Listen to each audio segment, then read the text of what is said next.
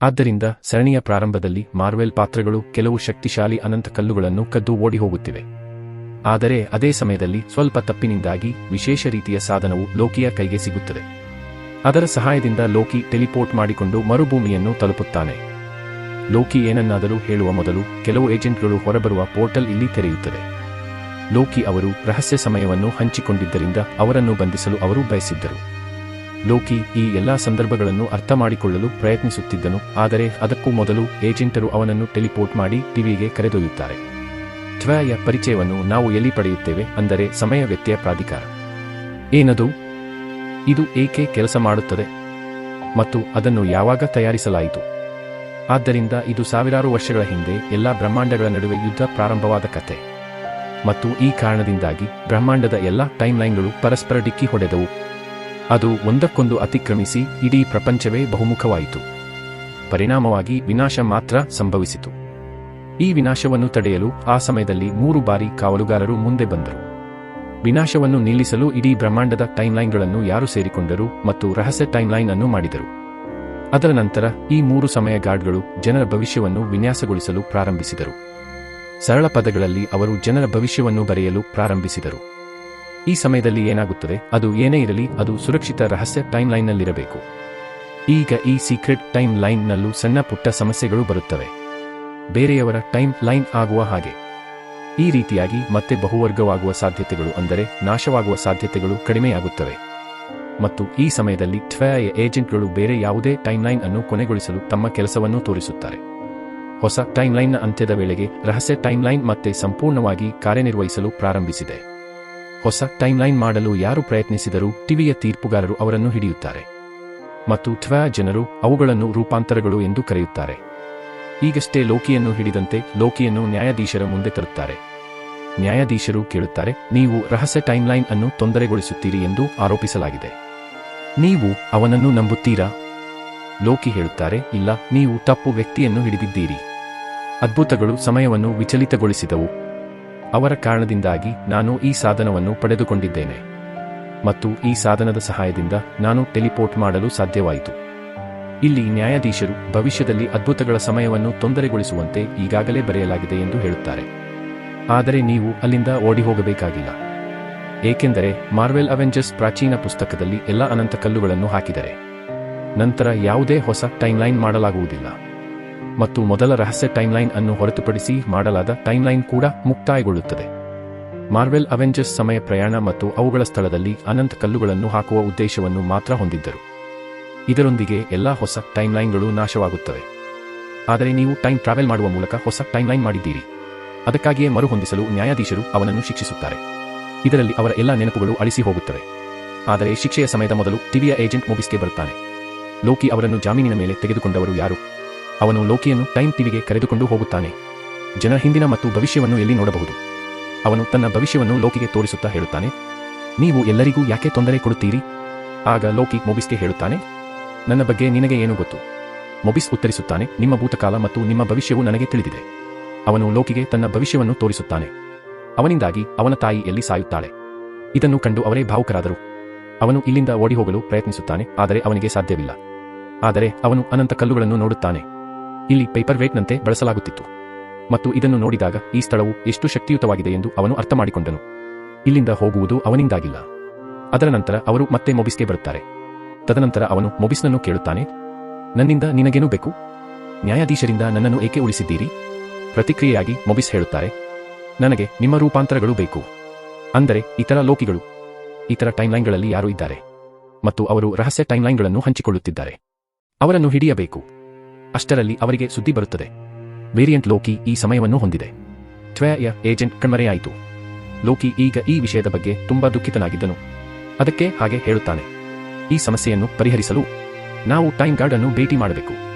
ಮತ್ತು ಲೋಕಿಯ ನಂತರ ಟ್ವಯ ಉಳಿದ ಏಜೆಂಟ್ಗಳು ಈ ಕಾರ್ಯಾಚರಣೆಯ ಭಾಗವಾಗಿದ್ದವರು. ಅವರನ್ನು ಅನುಮಾನಿಸಿ ಆ ಲೋಕಿ ಟೈಮ್ ಗಾರ್ಡ್ನನ್ನು ಭೇಟಿಯಾಗಲು ಕಾಯುತ್ತಿದ್ದಾನೆ. ಅವನು ಸಮಯ ರಕ್ಷಕರನ್ನು ಕೊಲ್ಲಲು ಯೋಚಿಸಿರಬೇಕು ಮತ್ತು ಟ್ವಯ ಅನ್ನು ಸೆರೆಹಿಡಿಯಿರಿ. ಅವರೆಲ್ಲರೂ ಲೋಕಿಯನ್ನು ಈ ಕಾರ್ಯಾಚರಣೆಯಿಂದ ತೆಗೆದುಹಾಕುತ್ತಾರೆ. ಆದರೆ ಮೊಬಿಸ್ ಇನ್ನೂ ಅದನ್ನು ಭಾವಿಸಿದರು. ಅವರು ಖಂಡಿತವಾಗಿಯೂ ಲೋಕಿಗೆ ಅವಕಾಶ ನೀಡಬೇಕು. ಲೋಕಿ ಕೂಡ ಅವನ ಮೇಲೆ ಆರೋಪಗಳಿದ್ದರೂ ಅವನ ರೂಪಾಂತರವನ್ನು ಹುಡುಕಲು ಪ್ರಯತ್ನಿಸುತ್ತಾನೆ ಮತ್ತು ಸಂಶೋಧನೆ ಮಾಡುವಾಗ ಅವನು ಅದನ್ನು ಕಂಡುಕೊಳ್ಳುತ್ತಾನೆ. ಅಂತಹ ಸ್ಥಳಗಳಲ್ಲಿ ಆ ರೂಪಾಂತರವು ಅಡಗಿಕೊಳ್ಳುತ್ತದೆ. ಬೇರೆ ಬೇರೆ ಟೈಮ್ಲೈನ್ಗಳಲ್ಲಿ ನಾಶವಾಗಲಿವೆ ಮತ್ತು ಅವನು ಅಂತಹ ಸ್ಥಳದಲ್ಲಿ ಏನಾದರೂ ಮಾಡಿದರೆ ಅದರ ಪರಿಣಾಮ ರಹಸ್ಯ ಟೈಮ್ಲೈನ್ ಮೇಲೆ ಪರಿಣಾಮ ಬೀರುವುದಿಲ್ಲ, ಏಕೆಂದರೆ ಆ ಸ್ಥಳವು ಸ್ವತಃ ನಾಶವಾಗುತ್ತದೆ. ಮೊಬಿಸ್ ಲೋಕಿಯ ಸಿದ್ಧಾಂತವನ್ನು ಇಷ್ಟಪಡಲಿಲ್ಲ. ಅದಕ್ಕೆ ಅವರು ಆ ಸ್ಥಳಗಳನ್ನು ಹುಡುಕಲು ಪ್ರಾರಂಭಿಸುತ್ತಾರೆ. ಭವಿಷ್ಯದಲ್ಲಿ ನಾಶವಾಗಲಿದ್ದವು ಮತ್ತು ವರ್ಷದಲ್ಲಿ ಅವರು ರಾಕ್ಸ್ಕ್ಯಾಟ್ ಹೆಸರಿನಲ್ಲಿ ಸ್ಥಳವನ್ನು ಕಂಡುಕೊಳ್ಳುತ್ತಾರೆ. ಯಾವುದೂ ನಾಶವಾಗುತ್ತಿತ್ತು. ಮೊಬಿಸ್, ಲೋಕಿ ಮತ್ತು ಅವರ ತಂಡ ಆ ರೂಪಾಂತರವನ್ನು ಕೊಲ್ಲಲು ಅಲ್ಲಿಗೆ ತಲುಪಿದ ನಂತರ ಅದು ಅವರಿಗೆ ತಿಳಿಯುತ್ತದೆ, ಈ ರೂಪಾಂತರವು ನಿಯಂತ್ರಣವನ್ನು ತೆಗೆದುಕೊಂಡಿತು. ಈ ಪ್ರದೇಶದ ಎಲ್ಲಾ ಜನರಲ್ಲಿ ಚ್ವೇಯ ಕಾಣೆಯಾದ ಏಜೆಂಟ್ ಕೂಡ ಲೋಕಿ ತನ್ನ ರೂಪಾಂತರಕ್ಕೆ ಹೋದಾಗ ಅವನೊಂದಿಗೆ ಮಾತನಾಡಲು ಅವನು ಅವಳನ್ನು ನೋಡಿ ಬೆಚ್ಚಿಬಿದ್ದ, ಏಕೆಂದರೆ ಅವಳು ಹೆಣ್ಣು ಲೋಕಿಯಾಗಿದ್ದಳು. ಹೇಗಾದರೂ ಅವನು ಅವಳೊಂದಿಗೆ ಮಾತನಾಡುತ್ತಾನೆ ಮತ್ತು ಅವನನ್ನು ಭೇಟಿಯಾಗಲು ನೀಡುತ್ತದೆ. ಆದ್ದರಿಂದ ಅವನು ಮತ್ತು ಹೆಣ್ಣು ಲೋಕಿ ಚ್ವೇ ಅನ್ನು ಒಟ್ಟಿಗೆ ಸೆರೆಹಿಡಿಯಬಹುದು. ಆದರೆ ಚ್ವೇಯ ಏಜೆಂಟರು ಲೋಕಿಯ ಮೇಲೆ ಮೊದಲು ಯಾರೂ ಅನುಮಾನಿಸುತ್ತಿದ್ದರು. ಅವರು ಹೇಳಿದ್ದು ಸರಿ, ಅವರು ಟಿವಿಯ ವಶಪಡಿಸಿಕೊಳ್ಳಲು ಯೋಚಿಸಿದ್ದರು. ಆದರೆ ಇಲ್ಲಿ ಹೆಣ್ಣು ಲೋಕಿ ಅವನನ್ನು ನಿರಾಕರಿಸುತ್ತಾನೆ. ಹೇಗಾದರೂ ಅವರು ಚ್ವೇ ಅನ್ನು ನಾಶ ಮಾಡಲು ಬಯಸಿದ್ದರು. ಅದಕ್ಕೆ ಅವರು ಟಿವಿಯ ಅನೇಕ ಸಮಯ ಸೆಟ್ ರೋಬೋಟ್ಗಳನ್ನು ಕಳುಹಿಸುತ್ತಾರೆ ವಿವಿಧ ಸಮಯಗಳಲ್ಲಿ. ಇದರಿಂದಾಗಿ ರಹಸ್ಯ ಟೈಮ್ಲೈನ್ಗಳಲ್ಲಿ ಹೆಚ್ಚಿನ ಟೈಮ್ಲೈನ್ಗಳನ್ನು ರಚಿಸಲಾಗಿದೆ. ಅದರ ಅರ್ಥ ವಿನಾಶ ಪ್ರಾರಂಭವಾಯಿತು. ಅವನ ಸ್ತ್ರೀ ರೂಪಾಂತರವನ್ನು ನಿಲ್ಲಿಸಲು ಲೋಕಿ ಅವಳನ್ನು ಹಿಡಿಯಲು ಮುಂದೆ ಹೋಗುತ್ತಾನೆ. ಆದರೆ ಈ ಮಧ್ಯೆ ಸ್ತ್ರೀ ರೂಪಾಂತರವು ಕಣ್ಮರೆಯಾಗುತ್ತದೆ. ಇಲ್ಲಿಂದ ಪೋರ್ಟಲ್ ತೆರೆಯಲಾಗುತ್ತಿದೆ. ಪೋರ್ಟಲ್ ತೆರೆದ ತಕ್ಷಣ ಲೋಕಿ ಸ್ತ್ರೀ ರೂಪಾಂತರದ ಹಿಂದೆ ಹೋಗುತ್ತದೆ. ಇಬ್ಬರೂ ಈ ಪೋರ್ಟಲ್ ಮೂಲಕ ಬಂದವರು. ಚ್ವೇಗೆ ಟಿವಿಯಲ್ಲಿ ಯಾರೂ ಇಲ್ಲದಿರುವುದು ವಿಚಿತ್ರವಾಗಿತ್ತು, ಏಕೆಂದರೆ ಚ್ವೇಯ ಎಲ್ಲಾ ಏಜೆಂಟ್ಗಳು ಆ ಟೈಮ್ಲೈನ್ಗಳನ್ನು ನಾಶ ಮಾಡಲು ಹೋದರು. ಲೋಕಿಯ ಸ್ತ್ರೀ ರೂಪಾಂತರದಿಂದ ರಚಿಸಲ್ಪಟ್ಟವು. ರಹಸ್ಯ ಟೈಮ್ಲೈನ್ಗಳಲ್ಲಿ ಲೋಕಿ ಸಮಯ ರಕ್ಷಕರನ್ನು ಭೇಟಿಯಾಗಲು ಬಯಸಿದ್ದರು. ಅದಕ್ಕೆ ಇಲ್ಲಿ ಕಾವಲುಗಾರರನ್ನೆಲ್ಲ ಥಳಿಸುತ್ತಿದ್ದರು ಮತ್ತು ಬೇಗನೆ ಮುಂದೆ ಬಂದರು. ಆದರೆ ಈ ಮಧ್ಯೆ ಟಿವಿಯ ನ್ಯಾಯಾಧೀಶರು ಅವರ ಮುಂದೆ ಬರುತ್ತಾರೆ. ಯಾರು ತಮ್ಮ ಚಂಡಮಾರುತದ ಮೂಲಕ ಅವರನ್ನು ಟೆಲಿಪೋರ್ಟ್ ಮಾಡುತ್ತಾರೆ ಮತ್ತು ಅವರನ್ನು ಮರಳಿ ಒಳಗೆ ಕಳುಹಿಸುತ್ತದೆ. ನಾಶವಾಗಲಿದ್ದ ಸಮಯ ಟಿವಿಯ ಏಜೆಂಟ್ಗಳ ಬಳಿ ಇದ್ದ ಟೆಂಪೆಸ್ಟ್ ಸಾಧನ, ಜನರು ಅಥವಾ ತಮ್ಮನ್ನು ಟೆಲಿಪೋರ್ಟ್ ಮಾಡಲು ಆ ಸಾಧನವು ಹೆಣ್ಣು ಲೋಕಿಯ ಬಳಿ ಇತ್ತು. ಈ ಸಾಧನವನ್ನು ಬಳಸುವಾಗ ಅವಳು ಈ ಸ್ಥಳದಿಂದ ದೂರ ಹೋಗಲು ಬಯಸಿದ್ದಳು. ನಾಶವಾಗಲಿದ್ದದ್ದು, ಆದರೆ ಅದು ಅವಳಿಗೆ ಗೊತ್ತು. ಟೆಂಪೆಸ್ಟ್ನ ಬ್ಯಾಟರಿ ಕಡಿಮೆಯಾಗಿದೆ ಮತ್ತು ಈ ರೀತಿಯಲ್ಲಿ ಅವರು ಟೆಲಿಪೋರ್ಟ್ ಮಾಡಲು ಸಾಧ್ಯವಿಲ್ಲ. ಈ ಕಷ್ಟದ ಸಮಯದಲ್ಲಿ ಲೋಕಿಯ ಸಹಾಯ ಪಡೆಯಲು ಸ್ತ್ರೀ ಲೋಕಿ ಸಿದ್ಧಳಾಗುತ್ತಾಳೆ ಮತ್ತು ಶಕ್ತಿಯ ಮೂಲವನ್ನು ಕಂಡುಹಿಡಿಯಲು ನಿರ್ಧರಿಸುತ್ತದೆ. ಇದರೊಂದಿಗೆ ಅವಳು ಈ ಚಂಡಮಾರುತವನ್ನು ವಿಧಿಸಬಹುದು. ಅವಳು ಇಲ್ಲಿ ಯಾವುದೇ ಶಕ್ತಿಯ ಮೂಲವನ್ನು ಪಡೆಯುವುದಿಲ್ಲ. ಹೇಗಾದರೂ ಅವಳು ಅದನ್ನು ಕಂಡುಕೊಳ್ಳುತ್ತಾಳೆ. ಇಲ್ಲಿರುವವರನ್ನೆಲ್ಲ ಹೊರತೆಗೆಯಲಾಗುತ್ತಿದೆ. ಈ ಸ್ಥಳದಿಂದ ಬಾಹ್ಯಾಕಾಶ ರಾಕೆಟ್ನಲ್ಲಿ. ಅದು ಅವಳಿಗೆ ಖಚಿತವಾಗಿತ್ತು. ಆ ರಾಕೆಟ್ನಲ್ಲಿ ಆಕೆಗೆ ಬೇಕಾದಷ್ಟು ಶಕ್ತಿ ಸಿಗುತ್ತದೆ. ಆದ್ದರಿಂದ ಅವಳ ಚಂಡಮಾರುತವನ್ನು ವಿಧಿಸಬಹುದು. ಆ ಬಾಹ್ಯಾಕಾಶ ರಾಕೆಟ್ ತಲುಪಲು ಅವರು ರೈಲು ಹಿಡಿಯುತ್ತಾರೆ. ಅಲ್ಲಿ ಲೋಕಿ ತುಂಬಾ ಉತ್ಸುಕನಾಗಿದ್ದಾನೆ. ಕೋಪದಲ್ಲಿ ರೈಲಿನ ಜನ ಲೋಕಿಯನ್ನು ಎತ್ತಿಕೊಂಡು ರೈಲಿನಿಂದ ಹೊರಗೆ ಎಸೆಯಿರಿ. ಇದನ್ನು ಮಾಡುವಾಗ ಹೆಣ್ಣು ಲೋಕಿ ಅವನ ಹಿಂದೆ ನೆಗೆಯಬೇಕು, ಏಕೆಂದರೆ ಟೆಂಪೆಸ್ಟ್ ಇನ್ನೂ ಲೋಕಿಯ ಬಳಿ ಇತ್ತು. ಅದರ ಪತನದಿಂದಾಗಿ ಅದು ಮುರಿದು ಹೋಯಿತು. ಇದನ್ನು ನೋಡಿದಾಗ ಇಬ್ಬರಿಗೂ ತುಂಬಾ ದುಃಖವಾಯಿತು. ಈಗ ಈ ಸ್ಥಳವು ನಾಶವಾಗುತ್ತಿತ್ತು. ಚಂಡಮಾರುತ ಇರಲಿಲ್ಲ. ಆದರೆ ಹೇಗಾದರೂ ಅವರು ಈ ಸ್ಥಳದಿಂದ ಹೊರಬರಬೇಕಾಯಿತು. ಆದ್ದರಿಂದ ಅವರು ನಡೆಯಲು ನಿರ್ಧರಿಸುತ್ತಾರೆ ಆ ಬಾಹ್ಯಾಕಾಶ ರಾಕೆಟ್ಗೆ. ಇದರಿಂದ ಈ ಜನರು ಹೊರಬರುತ್ತಿದ್ದರು. ದಾರಿಯಲ್ಲಿ ಹೆಣ್ಣು ಲೋಕಿಗೆ ಹೇಳುತ್ತಾಳೆ, ಟಿವಿಯಲ್ಲಿ ಕೆಲಸ ಮಾಡುವ ಎಲ್ಲಾ ಜನರು ಅವುಗಳನ್ನು ಸಮಯ ರಕ್ಷಕರಿಂದ ಮಾಡಲಾಗಿಲ್ಲ, ಆದರೆ ಅವು ಸ್ವತಃ ರೂಪಾಂತರಗಳಾಗಿದ್ದವು. ಅಂದರೆ ಅವರು ಕೂಡ ಕೆಲವು ಸಮಯದಲ್ಲಿ ಸೀಕ್ರೆಟ್ ಟೈಮ್ ಲೈನ್ ಬಿಟ್ಟಿದ್ದರು. ಅದರ ನಂತರ ಅವುಗಳನ್ನು ಮರುಹೊಂದಿಸಲಾಯಿತು. ಅಂದರೆ ಅವರ ನೆನಪನ್ನು ಅಳಿಸಿ ಏಜೆಂಟರನ್ನಾಗಿಸಲಾಯಿತು. ಮಾತನಾಡುವಾಗ ಈ ಜನರು ಸಹ ಬಾಹ್ಯಾಕಾಶ ರಾಕೆಟ್ ತಲುಪಿದ್ದರು. ಅವರು ಅದರೊಳಗೆ ಕುಳಿತುಕೊಳ್ಳುವ ಮೊದಲು ಅಪ್ಪಳಿಸಲಿದ್ದ ಕ್ಷುದ್ರಗ್ರಹ, ಈ ಚಂದ್ರನೊಂದಿಗೆ ಕ್ಷುದ್ರಗ್ರಹ ಬಂದು ಹೋಗುತ್ತದೆ ಅದೇ ಬಾಹ್ಯಾಕಾಶ ರಾಕೆಟ್ನಲ್ಲಿ. ಮತ್ತು ಈ ರೀತಿಯಲ್ಲಿ ಅವರ ಕೊನೆಯ ಭರವಸೆಯೂ ಮುರಿಯುತ್ತದೆ. ಇಲ್ಲಿ ದುರ್ಕ ಸಿಲ್ವಿಕೋ ಅವಳ ಭಯಾನಕ ಬಾಲ್ಯವನ್ನು ನೆನಪಿಸಿಕೊಳ್ಳುತ್ತಾನೆ. ಅವಳು ತುಂಬಾ ಚಿಕ್ಕವಳಿದ್ದಾಗ ಒಂದು ದಿನ ಟಿವಿಯ ಏಜೆಂಟ್ಗಳು ಅವಳ ಬಳಿಗೆ ಬಂದು ಅವಳನ್ನು ಕರೆದೊಯ್ದರು. ಅವಳಲ್ಲಿ ಯಾವುದೇ ತಪ್ಪಿಲ್ಲದಿದ್ದರೂ ಇಷ್ಟು ಚಿಕ್ಕ ಹುಡುಗಿ ಹೇಗೆ ಸಾಧ್ಯ? ರಹಸ್ಯ ಟೈಮ್ಲೈನ್ನೊಂದಿಗೆ ಚರ್ಚಿಸುವುದೇ? ಆದರೆ ಯಾಕೆ ಅಂತ ಗೊತ್ತಿಲ್ಲ. ಏಜೆಂಟ್ಗಳಿಗೆ ಅರ್ಥವಾಗಲಿಲ್ಲ. ಅವರಿಂದ ತಮ್ಮನ್ನು ರಕ್ಷಿಸಿಕೊಳ್ಳಲು ಆಗ ಮಗುವಾಗಿದ್ದ ಹೆಣ್ಣು ಲೋಕಿ ಅವಳು ಏಜೆಂಟ್ನಿಂದ ಟೆಂಪೆಸ್ಟ್ ಅನ್ನು ಕದ್ದಳು. ಇಂದು ಟಿವಿಯ ಏಜೆಂಟ್ಗಳು ಅವಳನ್ನು ಹಿಂಬಾಲಿಸಿದ್ದಾರೆ. ಆದರೆ ಆಕೆ ಇನ್ನೂ ಸಿಕ್ಕಿಬಿದ್ದಿಲ್ಲ. ಅದಕ್ಕೆ ಹೆಣ್ಣು ಲೋಕಿ ಟಿವಿಯನ್ನು ತುಂಬಾ ದ್ವೇಷಿಸುತ್ತಿದ್ದರು, ಏಕೆಂದರೆ ಟಿವಿಯ ಅವಳ ಬಾಲ್ಯವನ್ನು ಕಿತ್ತುಕೊಂಡಿತ್ತು ಅವಳ ತಾಯಿ ಮತ್ತು ತಂದೆಯೊಂದಿಗೆ. ಇದನ್ನೆಲ್ಲ ಬೇರೆ ಲೋಕಿಗೆ ಹೇಳುತ್ತಿದ್ದಳು, ಏಕೆಂದರೆ ಈಗ ಅವಳು ಇದ್ದ ಸ್ಥಳ, ಆ ಸ್ಥಳವು ನಾಶವಾಗಲಿತ್ತು. ಮತ್ತು ಇಬ್ಬರೂ ಸಾಧ್ಯವಾಯಿತು. ಇಬ್ಬರೂ ಭಾವುಕರಾಗುತ್ತಾರೆ ಮತ್ತು ಪರಸ್ಪರ ಹತ್ತಿರ ಬನ್ನಿ. ಮತ್ತು ಅವರ ಹತ್ತಿರ ಬರುವ ಮೂಲಕ ಎರಡೂ ಟೈಮ್ಲೈನ್ಗಳಲ್ಲಿ ಸ್ವಲ್ಪ ಗೊಂದಲವಿದೆ. ಅವರು ತಮ್ಮ ಸ್ಥಳವನ್ನು ಕಂಡುಕೊಂಡಾಗ ಬಂದು ಇಬ್ಬರನ್ನೂ ಬಂಧಿಸುತ್ತಾರೆ. ಇಬ್ಬರನ್ನೂ ಟಿವಿಗೆ ಕರೆತರಲಾಗುತ್ತದೆ. ಅಲ್ಲಿ ಮೊಬಿಯಸ್ ಲೋಕಿಯ ಮೇಲೆ ಕೋಪಗೊಂಡಿದ್ದನು. ಲೋಕಿ ಅವನಿಗೆ ವಿವರಿಸಲು ಪ್ರಯತ್ನಿಸುತ್ತಾನೆ, ಇಲ್ಲ, ನಾನು ನಿಮಗೆ ಮೋಸ ಮಾಡಲಿಲ್ಲ. ಮತ್ತು ಹೇಗಾದರೂ ಟಿವಿಯ ಬಗ್ಗೆ ನೀವು ಏನು ಯೋಚಿಸುತ್ತೀರಿ? ಟಿವಿಯ ಅದಲ್ಲ. ಇಲ್ಲಿರುವ ಏಜೆಂಟರನ್ನೆಲ್ಲ ಟೈಮ್ ಗಾರ್ಡ್ಗಳು ಮಾಡಿಲ್ಲ. ವಾಸ್ತವವಾಗಿ ಅವೆಲ್ಲವೂ ರೂಪಾಂತರಗಳಾಗಿದ್ದವು. ಆದರೆ ಮೊಬಿಯಸ್ ಅವರ ಮಾತನ್ನು ಕೇಳಲು ಸಿದ್ಧರಿರಲಿಲ್ಲ ಮತ್ತು ಅವನು ಅವನನ್ನು ಸಮಯದ ಲೂಪ್ನಲ್ಲಿ ಇರಿಸುತ್ತಾನೆ. ಇಲ್ಲಿ ಶಿಕ್ಷೆಯಾಗಿ ಇನ್ನೊಂದು ಬದಿಯಲ್ಲಿರುವಾಗ ಏಜೆಂಟ್ ಹೊಂದಿದ್ದ ಮಹಿಳಾ ಲೋಕಿ ಅವಳ ಶಕ್ತಿಯೊಂದಿಗೆ ಅವಳು ಈ ಏಜೆಂಟ್ನ ಎಲ್ಲಾ ನೆನಪುಗಳನ್ನು ಮರಳಿ ತರುತ್ತಾಳೆ. ಏಜೆಂಟ್ ಆಗುವ ಮೊದಲು ನೆನಪುಗಳು ಅವಳು ರೂಪಾಂತರವಾಗಿದ್ದಾಗ ಆ ಸಮಯದಲ್ಲಿ ಅವಳು ತನ್ನ ಕುಟುಂಬದೊಂದಿಗೆ ತುಂಬಾ ಸಂತೋಷದಿಂದ ಇದ್ದಳು. ಆದರೆ ನಂತರ ಅವಳನ್ನು ಹಿಡಿದು ಮರುಹೊಂದಿಸಿತು. ಅವರು ಅವಳ ನೆನಪುಗಳನ್ನು ಅಳಿಸಿದರು ಮತ್ತು ಅವಳನ್ನು ಇಲ್ಲಿ ಏಜೆಂಟ್ ಮಾಡಿದ ಯ ಸತ್ಯವನ್ನು ತಿಳಿದ ನಂತರ ಈ ಏಜೆಂಟ್ ಟಿವಿಯ ಮೇಲೆ ಕೋಪಗೊಂಡಿದ್ದರು ಮತ್ತು ಮಹಿಳಾ ಲೋಕಿಯನ್ನು ಬೆಂಬಲಿಸಲು ಸಿದ್ಧರಾಗಿದ್ದರು. ಇಲ್ಲಿ ಮೊಬಿಯಸ್ ಮನಸ್ಸು. ಮೊಬಿಯಸ್ ಕೂಡ ಲೋಕಿಯ ಬಗ್ಗೆ ಯೋಚಿಸುತ್ತಿದ್ದ. ಯ ಸತ್ಯವು ಮೊಬಿಯಸ್ ನೋಡುವುದಿಲ್ಲ. ಅವನು ಈ ವಿಷಯಗಳನ್ನು ತನ್ನ ಮನಸ್ಸಿಗೆ ತೆಗೆದುಕೊಳ್ಳುತ್ತಾನೆ. ಅವರು ಟಿವಿಯ ನ್ಯಾಯಾಧೀಶರ ಬಳಿಗೆ ಹೋಗುತ್ತಾರೆ ಮತ್ತು ಸ್ತ್ರೀ ಲೋಕಿಯನ್ನು ಭೇಟಿಯಾಗಲು ಹೇಳುತ್ತಾನೆ ಮತ್ತು ಲೋಕಿ ಕಣ್ಮರೆಯಾದ ಇತರ ಏಜೆಂಟ್. ಆದರೆ ನ್ಯಾಯಾಧೀಶರು ಅವನು ಇಬ್ಬರನ್ನೂ ಭೇಟಿಯಾಗಲು ನಿರಾಕರಿಸುತ್ತಾನೆ. ಅವನ ಮುಖಭಾವವನ್ನು ನೋಡುತ್ತಾ ಮೊಬಿಯಸ್ ಏನೋ ತಪ್ಪಾಗಿದೆ ಎಂದು ಭಾವಿಸಿದರು. ಅದಕ್ಕಾಗಿಯೇ ಅವನು ನ್ಯಾಯಾಧೀಶರ ಕೋಪವನ್ನು ಕದಿಯುತ್ತಾನೆ ಮತ್ತು ದೂರ ಹೋಗುತ್ತದೆ. ಈ ಕೋಪದಲ್ಲಿ ಅವನು ಆ ಏಜೆಂಟ್ಗಾಗಿ ಹುಡುಕುತ್ತಾನೆ. ಇದನ್ನು ಮಹಿಳಾ ಲೋಕಿ ಕದ್ದಿದ್ದಾಳೆ ಮತ್ತು ಇಲ್ಲಿ ಅವನು ಸತ್ಯವನ್ನು ಕಂಡುಕೊಳ್ಳುತ್ತಾನೆ. ಹಿಂದೆ ಆ ಏಜೆಂಟ್ ಕುಟುಂಬದೊಂದಿಗೆ ಸಾಮಾನ್ಯ ಜೀವನ ನಡೆಸುತ್ತಿದ್ದಳು. ಆದರೆ ಅವಳನ್ನು ಹಿಡಿದು ಮರುಹೊಂದಿಸಿತು ಮತ್ತು ಅವಳನ್ನು ಇಲ್ಲಿ ಏಜೆಂಟ್ ಮಾಡಿತು. ಇದೆಲ್ಲ ತಿಳಿದ ನಂತರ ಮೊಬಿಯಸ್ ಲೋಕಿ ನಂಬುತ್ತಾರೆ ಮತ್ತು ಅವನು ಲೋಕಿಯನ್ನು ಸಮಯದ ಲೂಪ್ನಿಂದ ಹೊರತೆಗೆಯುತ್ತಾನೆ. ಮತ್ತು ಮತ್ತೊಂದೆಡೆ ನ್ಯಾಯಾಧೀಶರು ಸಹ ಕಂಡುಕೊಳ್ಳುತ್ತಾರೆ. ಆ ಮೊಬಿಯಸ್ ಸತ್ಯವನ್ನು ಕಂಡುಹಿಡಿದನು. ಅದಕ್ಕಾಗಿಯೇ ಅವನು ಮೊಬಿಯಸ್ನನ್ನು ಕೊಲ್ಲುತ್ತಾನೆ. ಅದರ ನಂತರ ಅವನು ಲೋಕಿಯನ್ನು ಕರೆತರುತ್ತಾನೆ ಮತ್ತು ಸಮಯ ರಕ್ಷಕರಿಗೆ ಸ್ತ್ರೀ ಲೋಕಿ ಮರುಹೊಂದಿಸಲು ಯಾರು ಆದೇಶವನ್ನು ನೀಡುತ್ತಾರೆ. ಆದರೆ ಸಮಯ ಮುಗಿದ ತಕ್ಷಣ ಏಜೆಂಟ್ ಇಲ್ಲಿಗೆ ಬರುತ್ತಾನೆ. ಯಾರು ಸತ್ಯವನ್ನು ಕಂಡುಕೊಂಡಿದ್ದಾರೆ. ಲೋಕಿ ಮತ್ತು ಹೆಣ್ಣು ಲೋಕಿಯನ್ನು ಉಳಿಸಲು ಇಲ್ಲಿ ಸಮಯ ರಕ್ಷಕನ ತಲೆಯನ್ನು ಕತ್ತರಿಸಲಾಗುತ್ತದೆ ಮತ್ತು ಅವನು ದೊಡ್ಡ ಸತ್ಯವನ್ನು ಕಂಡುಕೊಳ್ಳುತ್ತಾನೆ. ಈ ಸಮಯ ಕಾವಲುಗಾರರು ಎಂದು ಸಾಮಾನ್ಯ ರೋಬೋಟ್ಗಳಾಗಿದ್ದವು ಮತ್ತು ಈ ರೋಬೋಟ್ಗಳು ಒಬ್ಬರ ಮರಣದ ನಂತರ ಅವರೆಲ್ಲರೂ ಸತ್ತರು ಮತ್ತು ಇದರೊಂದಿಗೆ ಅವರು ಅರಿತುಕೊಂಡರು. ಈ ಸಮಯ ಕಾವಲುಗಾರರು ಎಂದು ಸಮಯ ರಕ್ಷಕರಾಗಿರಲಿಲ್ಲ, ಆದರೆ ಬೇರೆಯವರು. ಈಗ ಈ ಜನರು ಮಾತನಾಡುತ್ತಿದ್ದರು. ಅದು ಟಿವಿಯ ನ್ಯಾಯಾಧೀಶರು ಬಂದು ಲೋಕಿಯನ್ನು ಕೊಲ್ಲುತ್ತಾನೆ. ಸ್ತ್ರೀ ಲೋಕಿ ಅವಳೊಂದಿಗೆ ಹೋರಾಡಲು ಪ್ರಯತ್ನಿಸುತ್ತಾಳೆ, ಆದರೆ ನ್ಯಾಯಾಧೀಶರು ಅವಳನ್ನು ಹಿಡಿಯುತ್ತಾರೆ, ಏಕೆಂದರೆ ಅವಳು ತಿಳಿದುಕೊಳ್ಳಲು ಬಯಸಿದ್ದಳು ಬಗ್ಗೆ ಬಹಳಷ್ಟು. ಹೆಣ್ಣು ಲೋಕಿಯಿಂದ ಅದು ಅವಳಿಗೆ ಗೊತ್ತಿರಲಿಲ್ಲ. ಮತ್ತೊಂದೆಡೆ ಲೋಕಿಯ ಮರಣದ ನಂತರ ನಾವು ಅದನ್ನು ನೋಡುತ್ತೇವೆ. ಅವಳು ಒಂದು ಸ್ಥಳವನ್ನು ತಲುಪಿದ್ದಾಳೆ. ನ್ಯಾಯಾಧೀಶರು ಅವಳಿಗೆ ಲೋಕಿ ಎಂದು ಹೇಳುತ್ತಾರೆ. ಇನ್ನೂ ಸತ್ತಿಲ್ಲ. ಅವರು ಈಗಷ್ಟೇ ಒಂದು ಸ್ಥಳಕ್ಕೆ ಹೋಗಿದ್ದಾರೆ. ಶೂನ್ಯ ಎಂದು ಕರೆಯುತ್ತಾರೆ. ರಹಸ್ಯ ಟೈಮ್ಲೈನ್ನ ಕೊನೆಯಲ್ಲಿ ಇದು ಇರುವ ಸ್ಥಳ ಏನೇ ಆಗಲಿ, ಇದು ರಹಸ್ಯ ಟೈಮ್ಲೈನ್ ಮೇಲೆ ಪರಿಣಾಮ ಬೀರುವುದಿಲ್ಲ. ಆ ಸ್ಥಳದಿಂದ ಹೊರಬರಲು ಸಹ ಸಾಧ್ಯವಿದೆ, ಏಕೆಂದರೆ ಅಲ್ಲಿ ಬಹಳ ದೊಡ್ಡ ಡ್ರ್ಯಾಗನ್ ಇದೆ. ಯಾವುದೋ ಆ ಸ್ಥಳವನ್ನು ರಕ್ಷಿಸುತ್ತದೆ ಎಂದು ನ್ಯಾಯಾಧೀಶರು ಯೋಚಿಸಿದರು. ನಿಜವಾದ ಸೃಷ್ಟಿಕರ್ತ ಶೂನ್ಯದಲ್ಲಿ ಅಡಗಿರಬೇಕು. ಆದರೆ ಅದಕ್ಕೂ ಮೊದಲು ಸಿಲ್ವಿ ಸಾಯುತ್ತಾಳೆ ನ್ಯಾಯಾಧೀಶರ ಆಯುಧದೊಂದಿಗೆ ಮತ್ತು ಸ್ಥಳವನ್ನು ತಲುಪುತ್ತದೆ. ಶೂನ್ಯ ಎಂದು ಕರೆಯುತ್ತಾರೆ. ಅದರ ನಂತರ ನ್ಯಾಯಾಧೀಶರು ಆರಂಭಿಕ ಫೈಲ್ಗಳನ್ನು ಹುಡುಕಲು ಪ್ರಾರಂಭಿಸುತ್ತದೆ, ನೈಜತೆಯನ್ನು ತಿಳಿಯಲು. ಅದನ್ನು ಮಾಡಿದವರು. ಮತ್ತೊಂದೆಡೆ ನಾವು ಶೂನ್ಯದ ದೃಶ್ಯವನ್ನು ನೋಡುತ್ತೇವೆ. ಲೋಕಿಯ ಎಲ್ಲಾ ರೂಪಾಂತರಗಳು ಒಟ್ಟಿಗೆ ಕುಳಿತಿದ್ದರು. ಈ ಎಲ್ಲಾ ಜನರು ಹೇಳುತ್ತಿದ್ದರು, ಆದರೆ ಡ್ರ್ಯಾಗನ್ ಕಾರಣ ಅವರು ಸ್ಥಳದಿಂದ ಹೊರಬರಲು ಸಾಧ್ಯವಾಗಲಿಲ್ಲ. ಈಗ ಈ ಸ್ಥಳವನ್ನು ಶೂನ್ಯ ಎಂದು ಕರೆಯಲಾಗುತ್ತದೆ. ಅವರ ಮನೆಯಾಯಿತು. ಈಗ ಈ ಜನರು ಮಾತನಾಡುತ್ತಿದ್ದರು. ಅವರು ಈ ಸ್ಥಳವನ್ನು ನೋಡಿದ ತಕ್ಷಣ ಲೋಕಿಯ ಇನ್ನೂ ಹಲವು ರೂಪಾಂತರಗಳಿವೆ.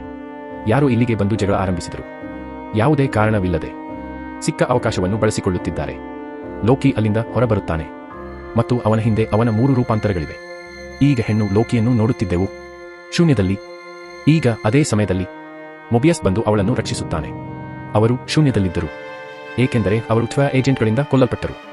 ಈಗ ಮೊಬಿಯಸ್ ಮತ್ತು ಸ್ತ್ರೀ ಲೋಕಿ ನಿಜವಾದ ಲೋಕಿಯನ್ನು ಭೇಟಿ ಮಾಡಿ ಮತ್ತು ಅವನ ರೂಪಾಂತರಗಳು. ಈ ಎಲ್ಲಾ ಜನರು ಶೂನ್ಯದಿಂದ ಹೊರಬರಬೇಕಾಯಿತು. ಅದು ಒಂದೇ ದಾರಿಯನ್ನು ಹೊಂದಿತ್ತು. ಅವರು ಡ್ರ್ಯಾಗನ್ ಅನ್ನು ಸೋಲಿಸುತ್ತಾರೆ ಮತ್ತು ಈ ಕೆಲಸದಲ್ಲಿ ಲೋಕಿ ನಿರ್ಧರಿಸುತ್ತಾನೆ ಇತರ ರೂಪಾಂತರಕ್ಕೆ ಸಹಾಯ ಮಾಡಲು. ಈ ರೂಪಾಂತರವು ಚಿತ್ರವನ್ನು ರಚಿಸುತ್ತದೆ ಅವನ ಶಕ್ತಿಗಳೊಂದಿಗೆ. ಈಗ ಡ್ರ್ಯಾಗನ್ ಅವನೊಂದಿಗೆ ಹೋರಾಡಲು ಬಂದಿತು. ಸ್ತ್ರೀ ಲೋಕಿ ಮತ್ತು ಲೋಕಿ ಅವರ ಶಕ್ತಿಯನ್ನು ಸಂಯೋಜಿಸಿ ಮತ್ತು ತಂಡವನ್ನು ರಚಿಸುವ ಮೂಲಕ ಅವರು ಅಂತಿಮವಾಗಿ ಡ್ರ್ಯಾಗನ್ ಅನ್ನು ಸೋಲಿಸಿದರು. ಆದರೆ ಈ ಸಂಪೂರ್ಣ ಹೋರಾಟದ ಸಮಯದಲ್ಲಿ ಒಂದು ಕೆಟ್ಟ ವಿಷಯ ಸಂಭವಿಸಿದೆ. ಲೋಕಿಯ ರೂಪಾಂತರ ಕೊಲ್ಲಲಾಯಿತು. ಡ್ರ್ಯಾಗನ್ ಸತ್ತ ತಕ್ಷಣ ಹಸಿರು ಪರದೆಯನ್ನು ತೆಗೆದುಹಾಕಲಾಗುತ್ತದೆ ಮತ್ತು ಇನ್ನೊಂದು ಬದಿಯಲ್ಲಿ ಅವರು ಅರಮನೆಯನ್ನು ನೋಡುತ್ತಾರೆ. ಇಲ್ಲಿಯೇ ನಿಜವಾದ ಸೃಷ್ಟಿಕರ್ತ ಮತ್ತು ಈ ಡ್ರ್ಯಾಗನ್ ಶೂನ್ಯವನ್ನು ರಕ್ಷಿಸಲಿಲ್ಲ, ಆದರೆ ಅರಮನೆಯನ್ನು ರಕ್ಷಿಸುತ್ತಿದ್ದರು. ಅವರು ಅರಮನೆಯೊಳಗೆ ಹೋಗುತ್ತಾರೆ. ಅಲ್ಲಿ ಅವರು ಮಿಸ್ ಮಿನಿಟ್ ಅನ್ನು ಭೇಟಿಯಾಗುತ್ತಾರೆ. ಇದು ವ್ಯವಸ್ಥೆಯಾಗಿತ್ತು. ಇದು ಥ್ವಾಯ್ ರಚನೆಕಾರರ ಮಾತುಗಳನ್ನು ತಿಳಿಸಿತು. ಜನರಿಗೆ ಮಿಸ್ ಮಿನಿಟ್ ಅವರಿಗೆ ಹೇಳುತ್ತಾಳೆ, ಆ ಥ್ವಾಯನ ಸೃಷ್ಟಿಕರ್ತನ ಹೆಸರು ಈಸ್ ಹಿ ಹೂ ರಿಮೇನ್ಸ್. ಅವರು ಬಹಳ ಶಕ್ತಿಶಾಲಿ ವ್ಯಕ್ತಿ. ನೀವು ಅವನಿಗೆ ಏನು ಬಯಸುತ್ತೀರಿ? ಅವನು ಯಾರು ಉಳಿದಿದ್ದಾನೆ? ಅವನು ಯಾರು ಉಳಿದಿದ್ದಾನೆ? ಲೋಕಿ ಮತ್ತು ಸಿಲ್ವಿ ಆಶ್ಚರ್ಯಚಕಿತರಾದರು. ಅವನು ಯಾರು ಉಳಿದಿದ್ದಾನೆ? ಸಾಮಾನ್ಯ ಮನುಷ್ಯನಾಗಿದ್ದ. ಆದ್ದರಿಂದ ಅವರು ಅವನ ಮೇಲೆ ದಾಳಿ ಮಾಡುತ್ತಾರೆ. ಆದರೆ ಯಾವುದೇ ಹಾನಿಯಾಗಲಿಲ್ಲ, ಏಕೆಂದರೆ ದಾಳಿಯ ಮೊದಲು ಅವನು ಯಾರು ಉಳಿದಿದ್ದಾನೆ ತಪ್ಪಿಸಿಕೊಳ್ಳಲು ಬಳಸಲಾಗುತ್ತದೆ. ಅವನಿಗೆ ತಿಳಿದಂತೆ ಎಲ್ಲಾ ದಾಳಿಗಳ ಬಗ್ಗೆ ಈಗ ಅವನು ಯಾರು ಉಳಿದಿದ್ದಾನೆ ಅವನಿಗೆ ಹೇಳುತ್ತಾನೆ. ಮತ್ತು ಇನ್ನೊಂದು ವಿಷಯ, ನೀವೆಲ್ಲರೂ ನನ್ನಿಂದಾಗಿ ಇಲ್ಲಿಗೆ ಬಂದಿದ್ದೀರಿ. ನಾನು ಭವಿಷ್ಯದಲ್ಲಿ ಇದನ್ನು ಬರೆಯದಿದ್ದರೆ ನೀನು ಇಲ್ಲಿಗೆ ಬರುತ್ತಿರಲಿಲ್ಲ. ಈಗ ಲೋಕಿ ಅವನನ್ನು ಕೇಳುತ್ತಾನೆ, ನಿನಗೆ ಗೊತ್ತಿದ್ದರೆ ನಾವು ನಿನ್ನನ್ನು ಕೊಲ್ಲಲು ಇಲ್ಲಿಗೆ ಬರುತ್ತಿದ್ದೆವು. ಹಾಗಾದರೆ ನಮ್ಮನ್ನು ಇಲ್ಲಿಗೆ ಏಕೆ ಬರಲು ಬಿಟ್ಟಿದ್ದೀರಿ? ಪ್ರತಿಕ್ರಿಯೆಯಾಗಿ ಹಿ ಹೂ ರಿಮೇನ್ಸ್ ತನ್ನ ಕಥೆಯನ್ನು ಹೇಳುತ್ತಾನೆ.